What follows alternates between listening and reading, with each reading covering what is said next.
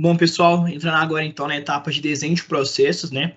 Que é aqui que a gente diferencia o gerenciamento de processos, o GP, para o mapeamento de processos, o MP, porque dentro do mapeamento de processos a gente não tem essa etapa de desenho, a gente não tem essa etapa de realmente otimizar os processos da empresa.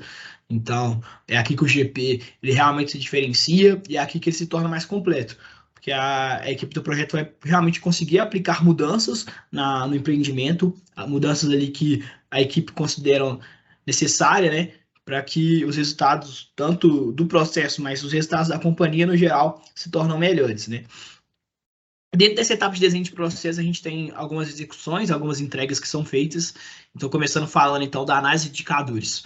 O que são a análise de indicadores, né? São basicamente documentos descritivos, onde a gente pega aquelas planilhas que foram rodadas, os indicadores, no mapeamento de processos e faz uma análise sobre elas. Então, a gente pega os resultados que foram encontrados naquelas planilhas e faz uma análise tanto descritiva ali, analisando e comparando aqueles dados com o mercado, por exemplo, tanto fazendo gráficos, fazendo cruzamento de dados ali, para realmente apresentar para o cliente como que aqueles processos estão performando, né? Então, por exemplo, a gente tem ali dados ali sobre vendas, pode ter dados ali sobre algum processo operacional, dados ali sobre captação de clientes. Então, a gente faz essa análise de acordo com os dados que foram obtidos, mas também com uma comparação tanto do mercado quanto também de, por exemplo, outras áreas da empresa, etc.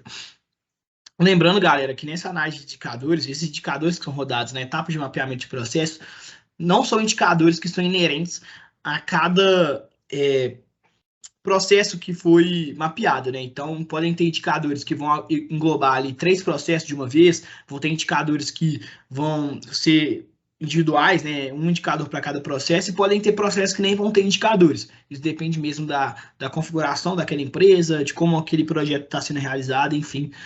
Isso aí é a cargo e de responsabilidade da equipe do projeto decidir. Beleza? Mas então a análise de indicadores basicamente é isso, é uma análise descritiva, a partir tanto de textos quanto de gráficos, sobre os resultados que foram obtidos nas planilhas de indicadores. Fechou? Essa etapa aqui de discussão das otimizações. É justamente aquilo que eu falei na etapa de planejamento, de vocês terem, às vezes, um documento de brainstorming que vai ser usado durante todo o projeto, e aí vocês vão pondo as otimizações que forem surgindo a cada etapa, a cada coleta de dados, a cada reunião com os clientes, porque realmente é a partir daqui, a partir desses documentos, a partir dessas ideias que forem surgindo ao longo do projeto, que vocês vão pôr no papel mesmo as otimizações que vocês querem. Então, essa discussão das otimizações é bastante importante, porque vocês tendo esse documento de brainstorming e conversando entre a equipe do projeto e o cliente também, vocês vão conseguir chegar numa estrutura de otimização mais pronta e mais aplicável ao projeto. Porque, por exemplo, às vezes a equipe do projeto pensa em uma otimização muito boa, muito eficaz, só que ela não é aplicável, porque às vezes o cliente não vai ter o dinheiro necessário no momento, o cliente às vezes não vai ter o tempo necessário no momento, não vai ter pessoas capazes no momento, então precisa ter tanto esse alinhamento interno da equipe do projeto sobre o que eles acham que é necessário propor, como também esse alinhamento com o cliente e ver o que é aplicável e o que não é. Tendo esse alinhamento, tendo todas essas conversas, tanto internas quanto externas, a gente vai partir para a parte da execução, que é justamente a gente fazer essa elaboração dos fluxogramas to be. Então, o que são os fluxogramas to be, né? Igual eu disse no fluxogramas as is, que essa palavra em inglês já diz o que é, o fluxograma to be é a mesma coisa. Então, é um fluxograma que ele é pensado para o futuro, é o fluxograma ideal, é o fluxograma que a equipe da Evimex acha que é o mais plausível de ser aplicado, que é o mais adequado de ser aplicado e que vem então com as otimizações. Então ele pega aquele fluxograma as is, que é usado como base, que é aquele fluxograma dos processos que estão como os processos estão sendo realizados atualmente, e utiliza esse fluxograma como base para fazer as alterações, remover alguma atividade, trocar alguma atividade de lugar, às vezes trocar o funcionário que está realizando aquela atividade, enfim, é um fluxograma assim que pode ser totalmente redesenhado para realmente se adequar e para melhorar aquele processo daquela empresa. A partir disso, então, a gente tem algumas inovações, assim, que não são todos os projetos que fazem, mas que é uma parte muito interessante, assim, que eu acho legal de vocês fazerem, caso vocês peguem esse GP, caso vocês sejam gerentes de um GP, que é um documento que vai sintetizar todas essas otimizações e explicar como talvez elas devem ser aplicadas. Então, por exemplo, dentro de um gerenciamento de processo, a gente tem tanto otimizações que vão ser significativas demais, ou seja, tanto que que vão ser necessárias mobilizações financeiras, mobilizações de pessoas. Então, essas mudanças mais significativas, elas talvez precisam de um direcionamento maior de como é que o cliente vai conseguir aplicar isso. E também vão ter mudanças mais simples, que talvez não precise tanto de um direcionamento muito detalhado, mas que são boas ali para você fazer, porque a cada mudança que você faz dentro de um processo, os resultados podem ser diferentes.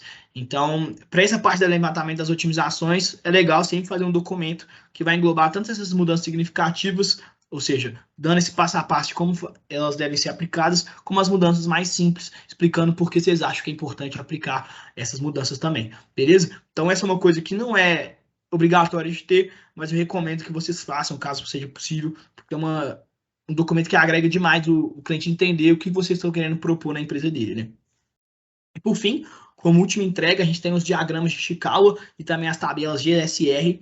O diagrama Chikawa, ele também é conhecido como diagrama de espinha de peixe, que tem basicamente o objetivo de elencar as causas dos problemas que vocês encontraram naquela empresa, ou seja, as causas dos gargalos encontrados naquela empresa, e também ramificar ali quais são os tipos de causas que ficam em comum para cada problema. Então, por exemplo, a gente tem um problema ali que ele vai ser tanto inerente à área de vendas como inerente à área também de operações, por exemplo. E às vezes vocês têm um problema em comum. Então, o diagrama Chikawa ele vai conseguir fazer com que vocês visualizem isso de forma mais clara. Então, o diagrama Chikawa é isso. Vocês vão fazer basicamente, eu vou mostrar aqui depois se vocês entenderem melhor, mas é basicamente um desenho de uma espinha de peixe, de um peixe com várias espinhas, várias ramificações, que você vai ter um problema central e as causas dele saindo. A gente também tem como exemplo, que pode ser usado em substituição ou como um complemento do diagrama de Chikawa, a tabela GSR, que na sigla significa tabela de gargalo, solução e resultado, que basicamente é talvez até um pouco mais completo que o diagrama de Chikawa, porque além de elencar os problemas da empresa, ou seja, os gargalos, ele também tenta propor ali otimizações, propor soluções que resolvam esses problemas. Então, vocês podem até pegar otimizações que vocês utilizaram no fluxograma to-be para utilizar como uma solução ali para um gargalo existente na empresa. Então, você vai ter uma tabela que vai elencar esse gargalo, elencar uma solução e também mostrar qual é o resultado esperado para essa solução que foi proposta. Beleza? Aí, pessoal, eu vou mostrar para vocês exemplos dessas entregas que a gente faz. Então, a gente tem aqui uma análise de indicadores. Então, aqui foi um projeto foi o projeto Spider que eu realizei. Então, a gente tem aqui o número de chamadas por funcionários. Então, mostra quantas pessoas, quantos chamados, né, chamados no exemplo do projeto. Eram basicamente quando você recorria ao seu superior, então você realizava um chamado pelo sistema deles, então mostra a quantidade de chamadas que cada funcionário realizou. Aqui a gente tem um cenário mais de vendas, então quantas oportunidades de vendas foram criadas por uma loja em cada dia da semana, então na segunda, terça, quarta, quinta, sexta. Aqui a gente consegue ver então que terça era um dia mais produtivo, depois vinha quarta, então isso é bom também para às vezes você alocar quantidade de funcionários em cada dia, enfim. E também a gente tem os motivos de perda. Então, é outro indicador que a gente utilizou no projeto naquela vez. A gente queria entender o porquê uma pessoa que entra em contato com aquela loja, ele desiste de efetuar a compra e quais são os motivos. Então, a gente consegue elencar aqui quais são os principais motivos que fizeram aquela pessoa desistir de realizar aquela compra. Então, os motivos de perda. Então, são esses gráficos que são utilizados dentro dessa análise de indicadores e, em conjunto com esses gráficos, também tem textos descritivos e fazem essa análise mais detalhada. Fechou? Então, aqui a gente tem também outra análise de indicadores por meio de tabelas. Aqui, nesse caso, é uma parte mais de conversão de vendas, análise total de vendas, enfim. Então, outra análise que a gente fez naquele projeto. E aqui também, outra análise por meio de gráficos, só que uma análise um pouco mais macro. Enquanto aqui a gente fez uma análise por dia de semana, aqui a gente fez uma análise por mês de projeto, né? Então, por mês do ano. Então, foi uma análise bem interessante aí que a gente conseguiu mostrar ali para o cliente a evolução dos pedidos, a evolução das vendas. Fechou? Esse aqui é o diagrama de Chikawa, que eu gosto de explicar para vocês. Ele tem um formato de uma espinha de peixe. Então, vocês conseguem ver aqui, em azul, é a área. Então, dentro da área, a gente consegue ver vários tipos de problemas elencados em cada atividade. Então, dentro da área operacional, a gente tem um problema elencado com a segurança, um problema elencado com a organização, um problema elencado com a parte estrutural e um problema elencado com a parte de autonomia. E o que são as causas para cada um desses problemas? Aqui a gente tem essas causas que a gente chama de espinhos, né? Então, a gente tem a causa para a segurança, a falta de monitoramento de equipamentos de segurança, a falta de aviso de segurança na organização, a inexistência de catálogo acerca dos materiais. Enfim, a gente tem, então, um problema central dentro de uma área e cada problema central a gente tem algumas ramificações que indicam as causas desses problemas. E aqui, então, a gente tem um exemplo de um fluxograma 2B. Não sei se está muito bom para ver, mas eu acho que dá para vocês conseguirem diferenciar aqui onde estão as otimizações. Isso é uma coisa que eu recomendo demais vocês fazerem também, porque como o projeto ele anda de forma... Claro, ele tem um tempo de execução um pouco demorado, de 3, 4, 5 meses, mas o projeto, na cabeça do cliente, ele vai sendo realizado de forma muito rápida. Então, as entregas chegam muito rápido para ele e talvez ele não consiga diferenciar uma coisa da outra. Então, quanto mais mastigado a gente fazer, melhor. Então, o que eu recomendo para vocês fazerem dentro do fluxograma 2B? Diferenciar onde é que vocês estão aplicando essas otimizações. Então, vocês conseguem perceber aqui a diferença de cor entre uma tarefa que já era realizada antes, que é, então, uma tarefa de um fluxograma ESIS, e as tarefas que foram realizadas, que foram implementadas, né, perdão, depois, que estão essas tarefas em cinza aqui. Então, isso é uma coisa que eu acho que é bom vocês fazerem para vocês mostrarem para o cliente onde é que vocês estão mudando, quais são as correções que vocês estão fazendo, que aí ele vai ficar mais claro para ele entender. Fechou? Então, nesse caso aqui, a gente mudou, nesse processo em específico de captação de clientes, a gente mudou algumas coisas aqui na parte de perguntar se o cliente era residencial ou industrial, essa parte aqui também de contato do cliente em relação ao e-mail, enfim, são mudanças que a gente fez e que a gente achava que eram significativas e que eram importantes para serem feitas nesse processo. Show, pessoal. Indo agora, então, para a parte de padronização e implementação de processos. Essa é uma etapa que é uma etapa coringa, assim, vamos dizer, porque ela pode estar contida no mapeamento ou não. Às vezes o mapeamento de processo ele vai até literalmente a etapa de mapeamento, onde o cliente só vai querer aqueles fluxogramas feitos de forma mais visual, mas também às vezes o cliente ele quer essa documentação, ele quer essa parte de descrição das atividades de forma mais detalhada. Então, essa etapa de padronização e implementação, ela pode ocorrer no mapeamento ou não, isso depende mais da vontade do cliente, beleza? Então, dentro dessa etapa, a gente tem algumas entregas que são feitas também. A principal delas é a elaboração dos POPs. Os POPs, para quem não sabe, são os procedimentos operacionais padrões. E esses procedimentos operacionais padrões nada mais é do que pegar um fluxograma ou pegar a rotina de funcionário e elencar atividade por atividade de forma bem instrutiva, de forma bem detalhada, de forma bem mastigada mesmo, passo a passo, para que, igual eu disse no início do vídeo, né, da videoaula, que independentemente de algum funcionário cair, essas informações, essa rotina não seja perdida, porque isso vai estar documentado em um papel. Papel, assim, né? Um Word, enfim, em um PDF, vocês entenderam, né?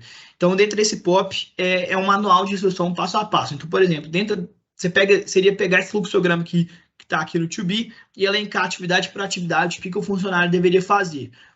E, assim, isso elenca também as ramificações. Então, por exemplo, dentro desse documento, você deve pôr, caso ocorra tal situação, o que você deve fazer? Aí tem que fazer isso, ou caso não ocorra, vai ter que fazer isso. Tudo isso é documentado dentro de um POP, né? Que são esses procedimentos operacionais padrões. E aí que está algumas coisas, algumas inovações que podem ser impostas nesses documentos. Às vezes, o estilo do cliente é um pouco diferente do comum, do tradicional. Então, por exemplo, alguns clientes eles preferem esse documento mais descritivo mesmo. Então, os POPs são documentos muito extensos normalmente. Para cada processo ele demora assim, ele tem extensão de 15 a 20 páginas, 25 páginas. Então, imagina isso para 5, 8 processos. Então, é uma entrega muito grande. Então, tem clientes que preferem esse modelo mais tradicional, mas tem clientes também que preferem de uma forma mais didática, talvez de uma forma, às vezes, mais visual. Isso depende, claro, do estilo do projeto, mas então tem modelos de POPs que são feitos não de forma descritiva, mas também de forma através de vídeos, através de áudios, através também de e-books, que é o que está nesse segundo tópico aqui. Então, assim, esse modelo de padronizar algum processo, ele pode ser feito de várias formas, mas o modelo mais comum é da elaboração dos